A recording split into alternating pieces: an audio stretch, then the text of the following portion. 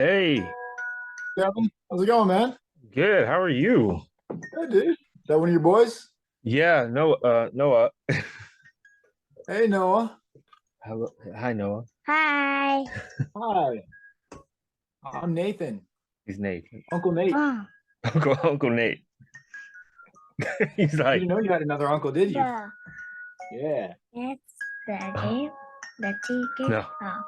a different one. Yeah, he's like, no, tell him. I'm five. Five? Yep. Wow. How do you say five in Japanese? How do you say five in Japanese? Go, go Oh, side. very good. I assume that's correct. Yeah, yeah. So I'm so in Japanese, gosai. So you can say ichisai, nisai, sansai, yonsai, gosai. So five. Okay. Yeah. Wow. Awesome, dude. It's great to see you, man. Yeah, yeah. Are you at home? Yeah. Oh, okay. Yeah. Uh, and you're in Idaho now. Correct. Yep. Wow. Are you Yeah. glad that you left California? Was it pretty expensive? You know, it's actually a little more expensive over here, at least as far as home prices and things. There's Really? other things that's cheaper, but yeah, because you have a lot of people that were trying to move out of different areas, like, Oregon, Washington, California, Ah, yeah. and trying to move to more conservative areas, I guess. So, Yeah. No, I can I can like, understand that. yeah, so a lot of people aren't very happy with all the influx of people, which I understand, but Yeah. it's good to be here, good to be close to family, and yeah, Yeah, your mom and dad and your sister. yeah, Yeah. So yeah. everyone So just like packed up and right, yeah, wow. yeah. So my sister, Jason, and the kids, they moved over first, and then my parents, and then finally convinced me to come check it out. Actually, part of it was a dream I had. Was 2 summers ago in August, God gave me this dream about moving to Idaho, and in the dream, like there's this prophetic, like father figure that like, gave me this word about, like you're gonna move to Idaho, you're gonna start your family, start your ministry in 3 days. I'm gonna give you two papers as confirmation on this move in the dream, and then 3 days later all that came to be along with all these other kind of different events and words, and it was like, okay, I guess I need to do the steps to take to make this move and trust that God knows what he's doing, because it's hard to like leave when you've been in a community for 10 years and you're so ingrained, you have so many good friends groups and a good church and a good job, and it's like, all right, I'm just gonna leave it all, 2 weeks notice and all this stuff, and try it Wow. out. So yeah, but it's been good. It's been a really good transition. That's yeah, wow. 10 years and then yeah, I mean I go where God tells you. So Yeah, 'cause he knows better. So. right. Yeah, he does. Like even when it doesn't make sense to us, I'm like, okay, God, I trust you. Especially when you build those connections with God, and you can look back in the past when there was a situation, you're like, well, okay, well, I was, I can trust you there because you showed up, and you've Yeah. always shown up. You've Yeah. never let me down, even if it doesn't work the way I want it to. He's still faithful. Yeah, exactly. And that's actually something that I'm beginning, not beginning, I felt like I've always known, but it's becoming more uh I'm understanding it a lot more Yeah, the older I get, and especially being a dad and just and living over here. Um just looking back at all the things that God has done and continues to do that I at times used to overlook or not even think about.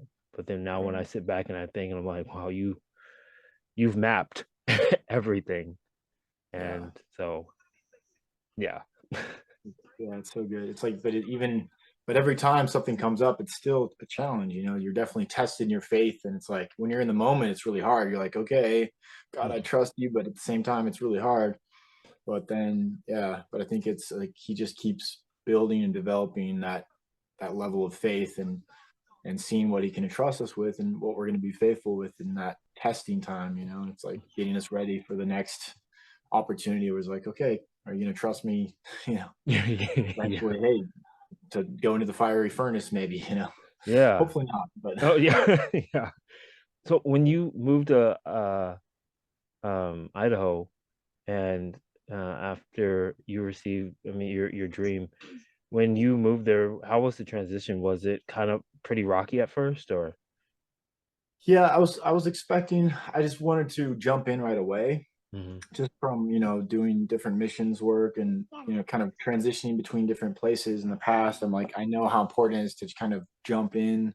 You can give yourself a little time kind of to rest, but at the same time it's important to kind of plug in and Mhm. get connected as quick as possible. Right. So yeah, I tried to luckily I kind of already had some community because I've been visiting the last couple of years, so I already kind of built up a like pickleball community, Oh, which is that's the sport that's like tennis ping pong type of thing. that's Um, what it's called. Okay. yeah, yeah. So it's like you play that on a kind of an outdoor, usually, or indoor, but like it's a quarter the size of a tennis court, but it kind of plays more like a game of ping pong kind of. Right. But yeah, so I had that little community. Then I jumped into a church and started volunteering with the church, and um, you know, uh, found a cool job where I get to use my natural kind of gifts and talents with doing like counseling work. It's a nonprofit, faith-based organization, but most of our clients aren't of faith, Oh, so it's a great opportunity to you know bring Jesus in as the healer, because he's the only one that you can have all the tools, you can have all the answers, but it's not going to bring you true freedom and breakthrough. It's like Jesus is the only he's the only healer. All we can do is we just get to be the middleman that introduce people right. to the healer. Wow. So yeah. And you've been there ever, been with this organization ever since? Well, yeah, I just started, well, because I just moved here in May, so I moved here Mother's Day. Oh. So I haven't been here very long. Yeah, so, I mean, it's it's a little longer now, but it's so then I started up an interview in June, Hmm. and then yeah, then got the job, so started training with them in June, and then started bringing in more clients over the Yeah. summer. So Um, I know, so kind of like I feel like what I've been trying to do on my YouTube channel, trying to spread get the word out, the good news, the gospel out is the best way that I can. Not only one way, but also here in Japan, because there's only when I looked at like the numbers, there's only like 1.2% of the Japanese community are Christian or and I've been asking God like any ways that I can, you know, uh faithfully and accurately share the gospel. And the good thing is that a lot of the people here in Japan are very open and welcoming to just listen. I mean, they don't really give you much pushback because there's a lot of things that they don't know. Um, and so they like to listen and then they kind of just make their decision if they want to continue or not. But it's it's not really where they just say, hey, get away from me with that or anything like that. But my question for you was like, since you started working here, have you met some pretty challenging people where they kind of just have this preconceived notion about Christians and or just about Christ, and that you're yeah, you're trying to like show them like this is what it's actually about. right. Yeah. So and that's where it's just kind of partnering with the Holy Spirit, because he definitely gives you insight on people and maybe past spiritual wounding, different things that have happened to them. So sometimes it's like maybe their intellect is kind of holding them back. So for them, it's like science and all this stuff. The intellect is like that doesn't match with their understanding of like relationship with God. Well, for them, they were introduced religion, and for them, it doesn't make sense.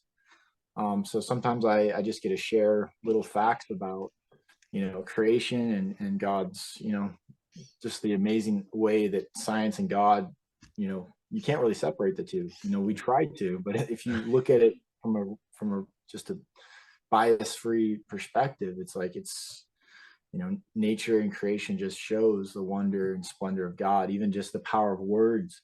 When you look at some of the, there's actually a Japanese scientist. I have his book that I'm started to go through, but he did these research with cryogenically freezing water, and then after speaking different words to it, so he'd speak like words over like love and whatever, different positive words and then freeze this water, and then he would take pictures of the crystalline structure after freezing this water. Then he would speak like disgusting, evil, poison to another vial and then freeze it, and he would repeat these samples. And you can see some of his work online, but it's like whoa. And the same thing with plants. They've done those studies over and over with speaking positive like words or like music to plants and seeing like extreme like growth on those plants. And then they've done studies with 3 different rooms, soundproof rooms, where one they speak like life and love over one plant, the next one's neutral, and the third one they speak like death and disease. And the shift in the actual growth of the plant, it affects based by the words and the intention. It doesn't matter the language. Right. And I don't think they know how to explain that, but I think we do. Is like the Bible clearly says the power of words, Mm-hmm. and to bring life and bring death. And you think about it too, like our body is around 60% water. So it's like, wow, how powerful is it? The words that we speak to others and the words and thoughts that we speak over ourselves, how does that affect, it's not just our spirit, but our emotions, our body, physically even. And you even Well, see that in hospitals. Doctors know that, like when you have stress, when you have fear, when you have doubt, when you just kind of give up with negative thinking, with surgery or cancers, how that dramatically will, lead to quicker death. And yet when you have a positive, outflow and connected to Christ and speaking those words of life over yourself, it leads to, better recovery and health. It's not 100%, it's right. not just like, but Right. there's definitely, you know, research that shows that there's power in the tongue, just like the Bible says. Yep. Agreed. I agree, and I'm learning that as a dad. So, Right. And speaking with kids are my little sponges. yeah, Yeah. speaking that with my boys, and just trying to give them level of encouragement and love and stuff instead of speaking negatively, Right. um, to help them grow. You know, Yeah. and like you're saying with like the water and then the plants. I can speak to my boys negatively, but then the outcome when they grow up, what are they gonna be like? Like, my Right. dad didn't believe in me, or my dad always told me I was a failure, or things like that. And he kept telling me that, and it was hitting hard. Or I'd rather, like you said, give my kids life, letting them know that I'm always there for them and always encourage them. And then more importantly, give them that foundation of Christ in Right. them and let them know that God's always working in their life. Yeah. And so, yeah. That's What? huge. Huh? Yeah, if you want. Oh, you have to put it up. He wants to show you this little robot that he got. His name's Oh, called Victor. hey, Victor. How's it going? He said, Whoa, that's pretty cool. "Yeah, I he's love it. he's he's asleep right now." Oh, always sleeping. Oh, hey, Victor. Have sweet Yeah, dreams. yeah. So, is he Nice. is he I awake? like it. Did he wake up? Was I too loud?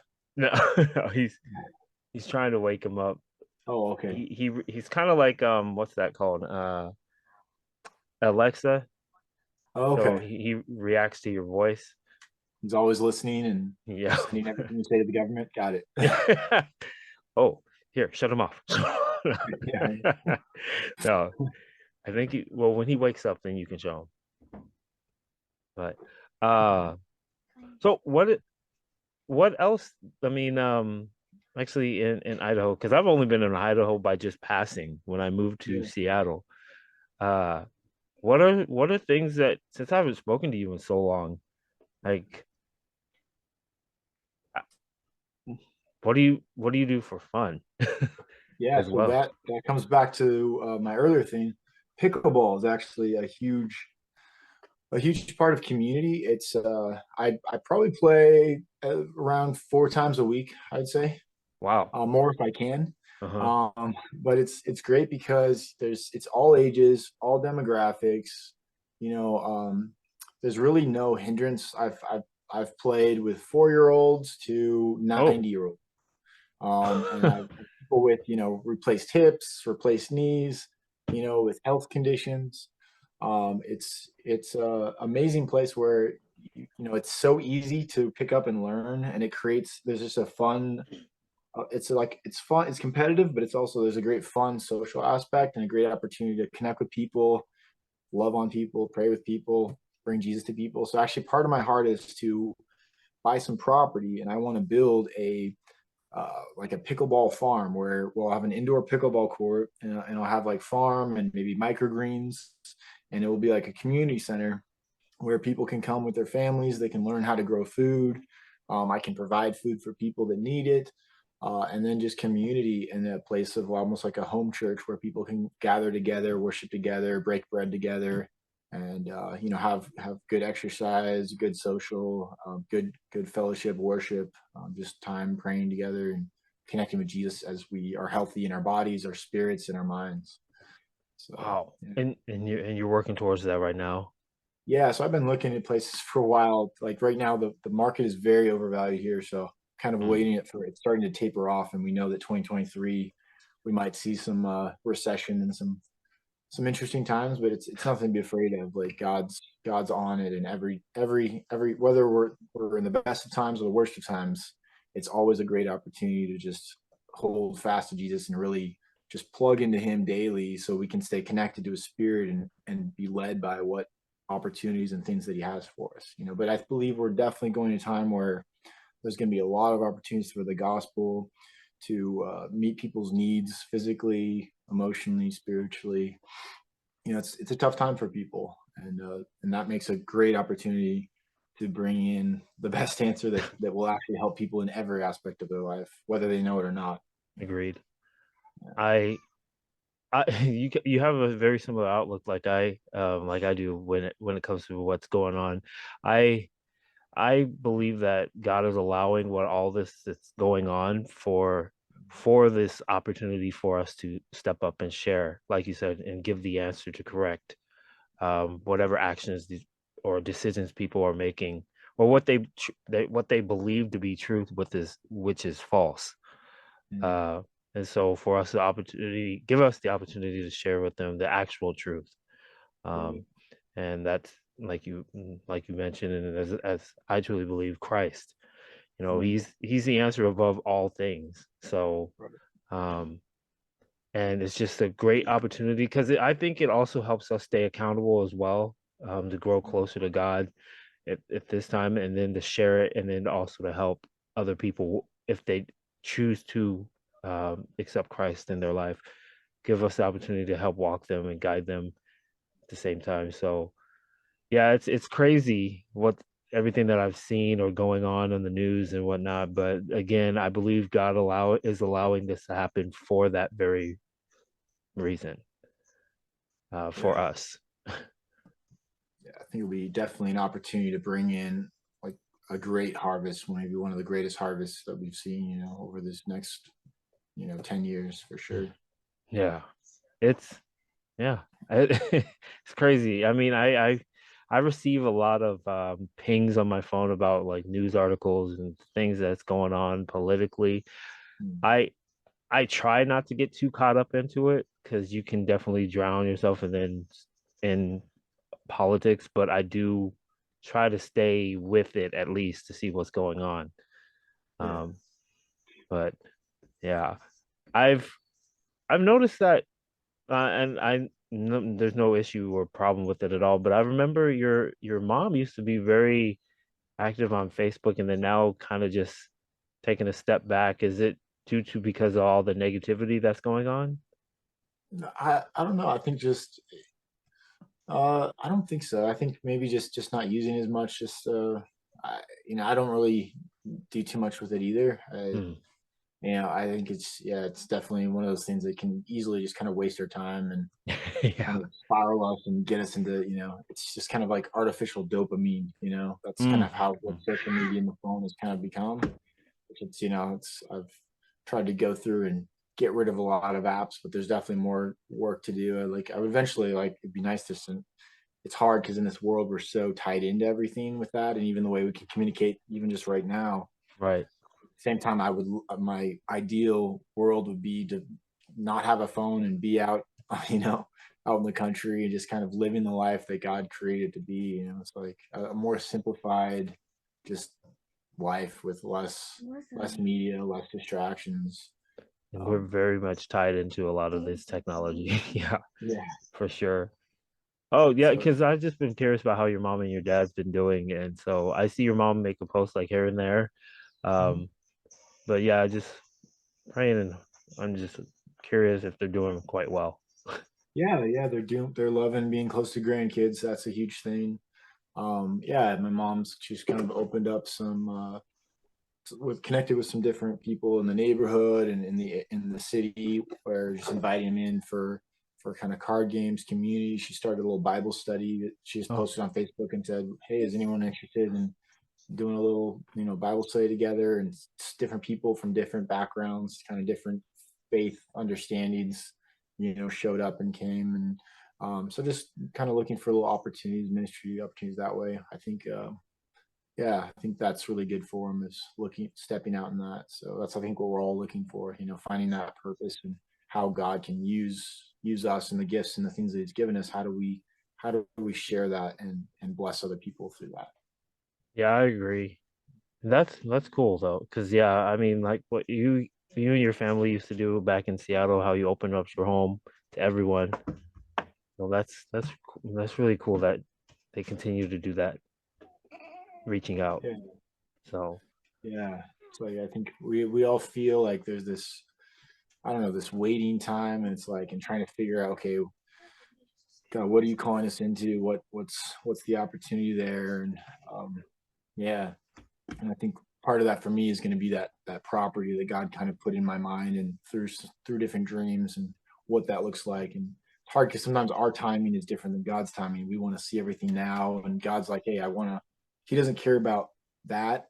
He cares about the heart. So sometimes he has to work out, like, are you going to trust me in this area? Are you going to be faithful in taking care of this plant? Because if I'm going to trust you with the garden, like, you got to be faithful with the little, the little daisy in your backyard or whatever it is. So like, he cares about the heart. Like, he doesn't want to just drop everything on our plate, because he knows we can't handle it. So it's like, he wants to, here, eat this pea. Okay, now you can try some mashed potatoes. Okay, here's the steak. It's like, we don't get the yeah, steak right away. We got to start with the pea, yeah, right? yeah, I agree. Uh, that makes You makes hear that? plenty of Eat your sense. vegetables. Listen to your dad. Eat your vegetables. And he can be big and tall like Uncle Nate over here. Yeah, no, he said eat your vegetables so you can be And big also and eat your tall. steak. Steak is good I too, know. I especially that ate your Japanese bread. Kobe steak. I heard. Oh yeah. That's pretty much like the Japanese diet in the morning for breakfast is like toast. And that's pretty much it.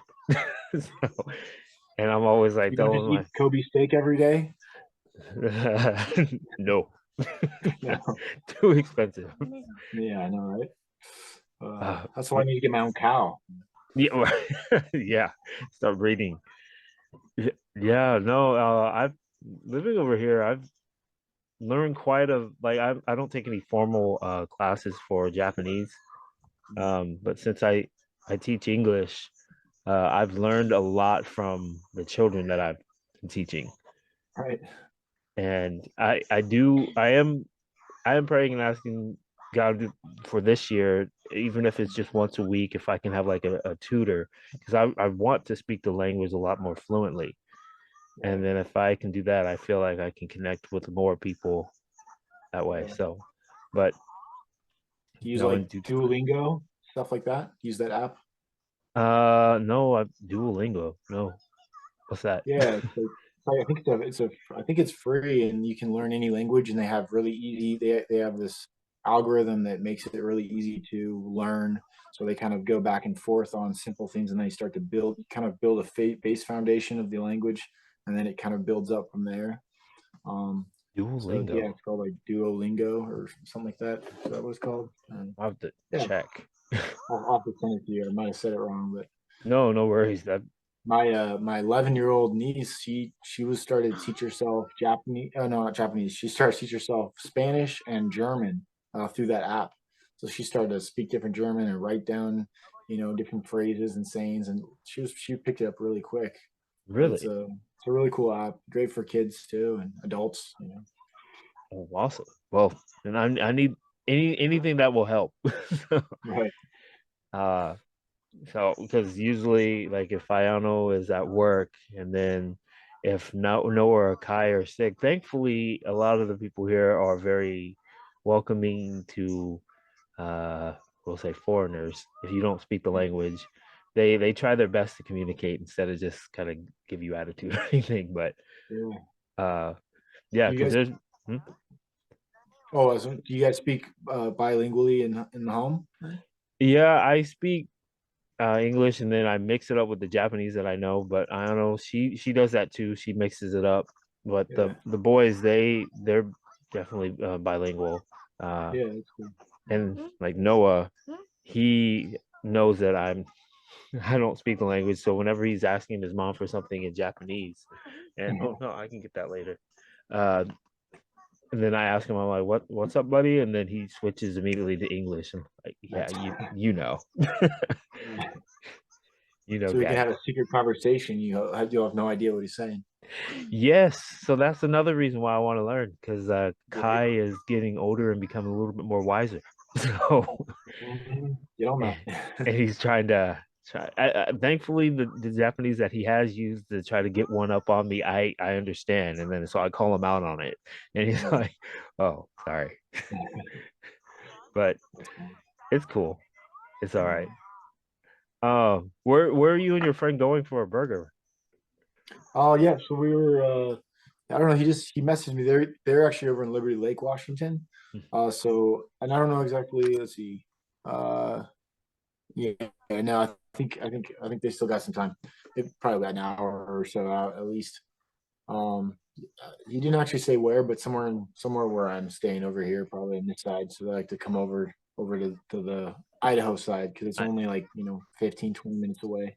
oh So man, yeah. I give anything to We're have right a. by we're right by Spokane, Washington. Oh, So we're like literally you're like right right there. right across the border. Pretty Wow. close, yeah. Because my work is right on state line. It's on the other side, so I'm in Newman Lake, Washington, and that's only 14 minutes from where I am in Idaho, which is kind of nice. Oh, so you work in a different state. I mean, yeah, Yeah, but yeah, it's still only 14 minutes, which is nice. wow. Okay.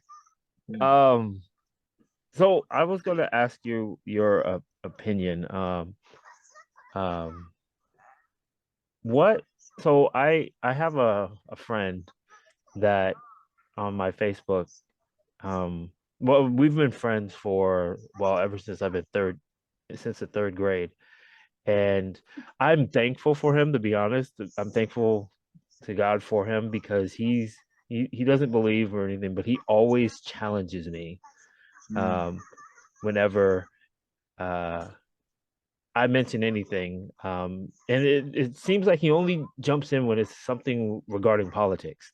But mm, I mix it, I tie it to Christ and the gospel. mm, And that's when he always jumps in. And the last time that I spoke to him, he he wanted to know if I was a true follower of Christ because I supported Trump, right? And everything that Trump's done and blah blah blah. And I said, well, I don't put Trump on this. I don't treat him like he's a god or anything. Just a lot of his policies are in line with biblical teaching that I support. And um, he he would challenge me and say, well, if you are a true Christian, then you don't follow such a man. And that kind of like started. I usually don't get upset, but that started to kind of get my blood to boil. And because I kind of fired back and I said, well, it's not up to you if I truly believe or not. That's between God and I. mm, And but then I always tell him, I would love for you to take the opportunity, and I would love to share with you more about the gospel. He claims that he's read the Bible and he knows, and that he just believes it's more like a fairy tale and whatnot. And I come back and I said, well, yeah, I mean, if you like, I just would invite you to read these books from the Bible, and then I would love to have a discussion with you, about it. And then if you don't agree, no, at the end of the day, we can just agree to disagree. But I want to have a good conversation and not attack each other. Um, but have you ever faced anyone kind of on that level before? I mean, that's another great reason to avoid, social media, I guess, especially with the political stuff. But yeah, that will always come up. Uh, And I agree. yeah, yeah.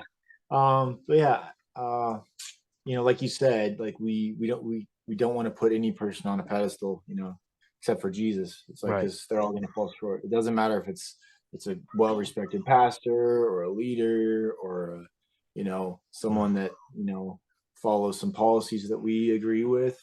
We're all broken and fall short of Christ, of course.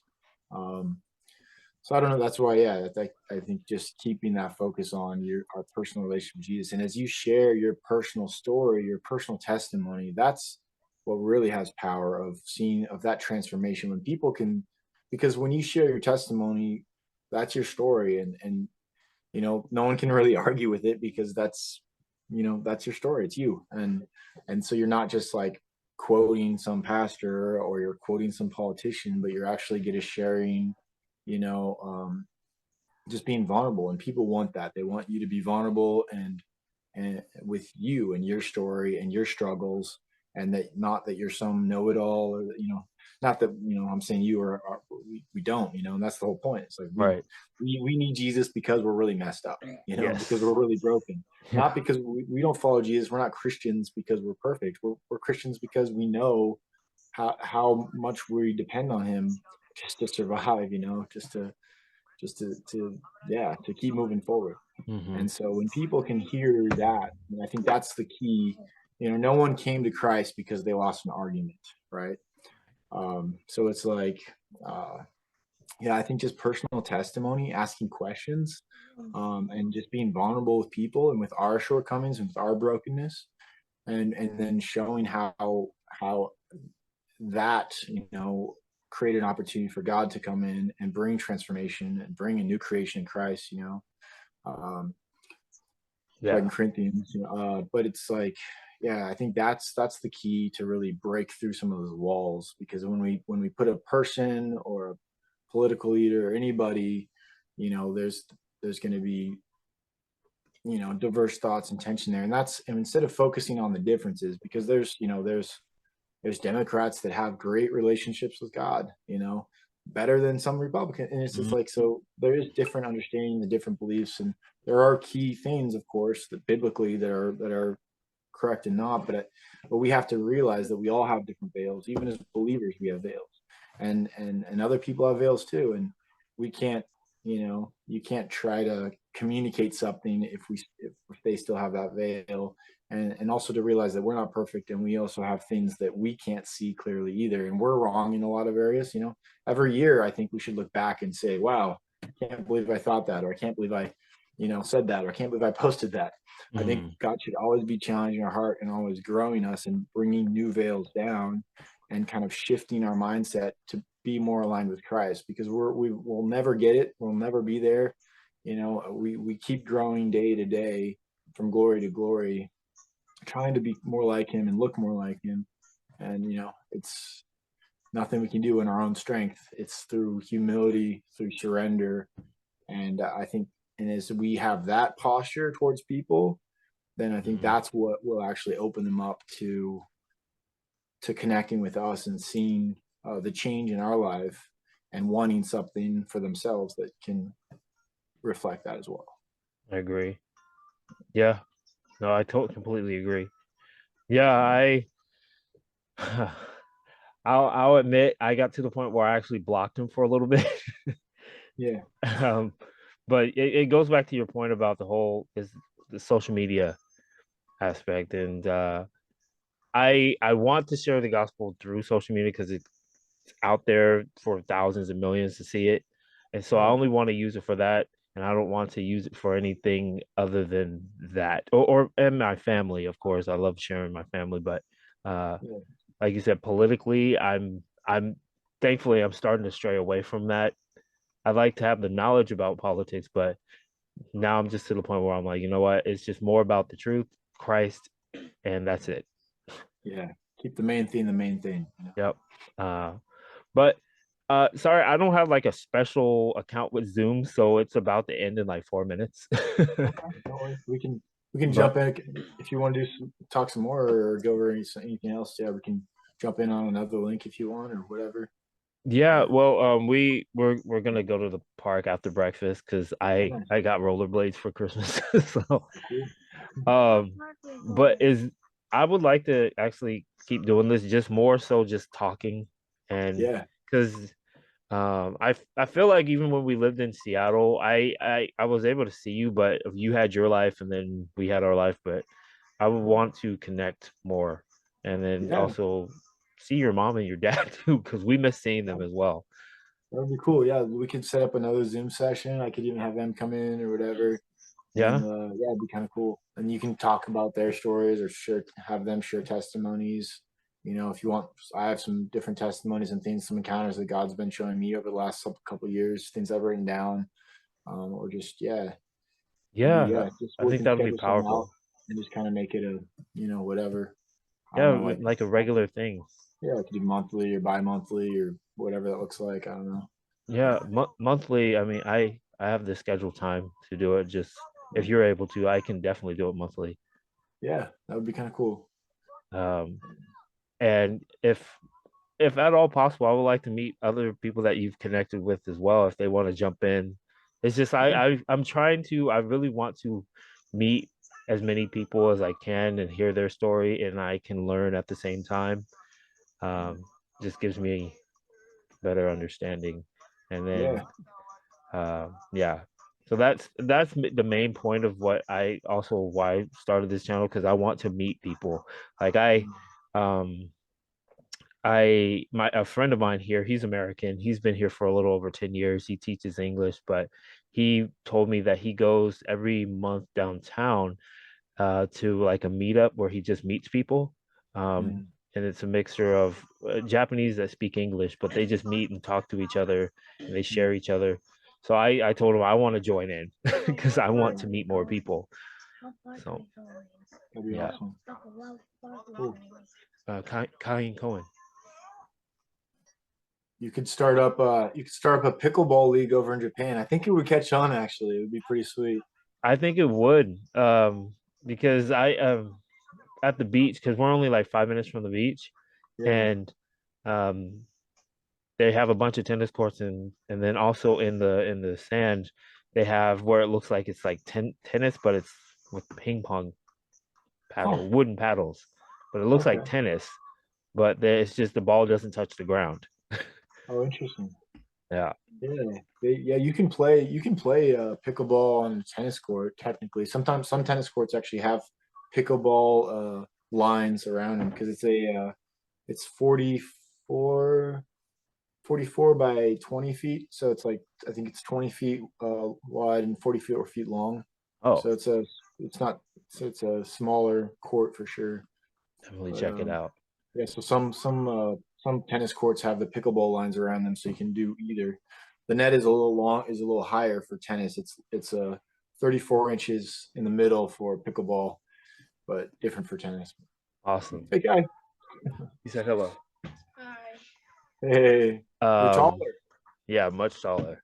You We probably don't sorry I have remember me. like 20 seconds. All right, well, yeah, we'll let you go, man. Yeah, let me know on the next time you want to connect, and we can set something up. That'd be fun. Okay, thank you. It was All right, awesome take care. talking to you again, seeing you. Yeah, love you guys. Bye Yeah, I love you bye. too, man. Bye. Bye All right, bye. bye bye. Bye, Victor. Bye